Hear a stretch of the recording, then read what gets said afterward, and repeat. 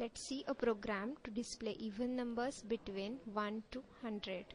हा प्रोग्राम करण्यासाठी फर्स्ट दोन हेडर फाइल्स इन्क्लूड केलेल्या आहेत, that is #include stdio.h and #include conio.h.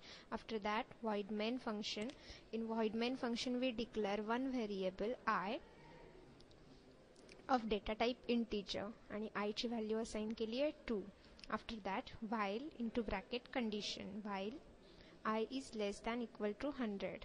जोपर्यंत I ची व्हॅल्यू ही 100 पेक्षा लेस आहे तोपर्यंत printf I आणि I is equal to I plus 2. That is I च्या व्हॅल्यूची प्रत्येक वेळी 2 ने इथे इन्क्रीमेंट होईल.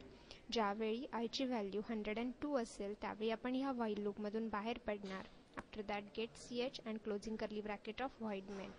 Let's compile our program. Program success झालेला आहे. Let's run it. Program run केल्यानंतर तुम्हाला 1 to 100 मधले सगळे इव्हन नंबर्स डिस्प्ले होतील.